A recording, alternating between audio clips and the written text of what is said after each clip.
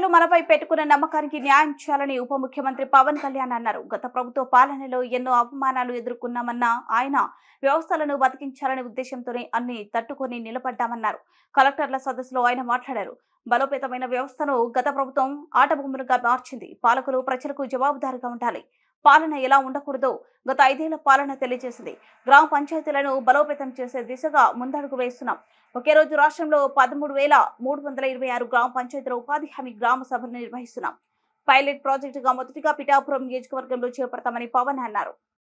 ముందు మీకు ఎందుకు దృష్టిలో ఉన్నా చెప్తున్నాం అంటే we are here to strengthen you, we are here to empower you, we are here to stand by you for good governance and accountable governance. ఇన్ని దశాబ్దాలుగా ఇప్పుడు ఆంధ్రప్రదేశ్, ఉమ్మడి ఆంధ్రప్రదేశ్ కానీ విభజిత ఆంధ్రప్రదేశ్ కానీ ఎప్పుడు ఇంత ఇబ్బంది పడలేదు. గత 5 ఏళ్ళుగా ఆంధ్రప్రదేశ్లో పాలన ఎలా ఉందో చూశారు. గతంలో చాలామంది నా సన్నిహితులు సహచరులు కొంతమంది చెప్తా ఉన్నారు, ఇదివరకు ఆంధ్రప్రదేశ్లో పనిచేయాలి బ్యూరోక్రాట్స్ అని అనుకుంటే ఐఏఎస్లు కానీ ఐపీఎస్లు కానీ ఎనీ సర్వీసెస్ నుంచి పోటీ పడేవాళ్ళం. ఇదివరకు ఒక మోడల్ స్టేట్గా ఉండేది ఆంధ్రప్రదేశ్. ఇప్పుడు కూడా model state in last 5 yearsలో.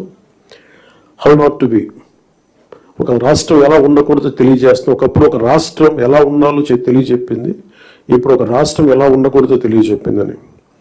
So we want to bring back, to take it back to the old state of under the leadership of dynamic leadership of honourable CM Shri Chandrababu Naidu గారు. We expect you to bring out your best. This state has gone back by 20 years, 25 years, almost a decade back.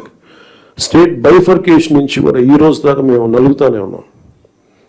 And this state's development is very essential for the integrity of this nation.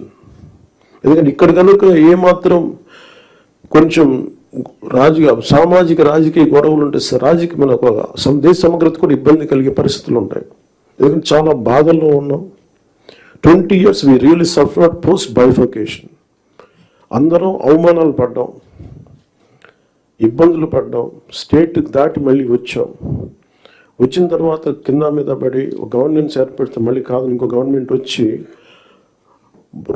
బోర్డర్లోకి రావాలంటే కూడా మమ్మల్ని allow చేయని పరిస్థితులు, ఇవన్నీ తట్టుకొని దాటుకొని నిలబడి వచ్చాం. So we are very very committed to give a bright future for this state. All of us, ప్రతి political leader they think of demographic dividend. ఒకే రోజు రాష్ట్రం మొత్తం మీద ఇలాంటి ఎవరు చేయని విధంగా ఒక బృహత్తరమైన కార్యక్రమాన్ని చేపట్టబోతున్నాం. ఒకే రోజు రాష్ట్రం మొత్తం మీద 13,326 గ్రామ పంచాయతీల్లో ఉపాధి హామీ పథకానికి సంబంధించి రాష్ట్ర చరిత్రలో ఇప్పటి వరకు ఎవరు చేయని విధంగా చిత్తశుద్ధి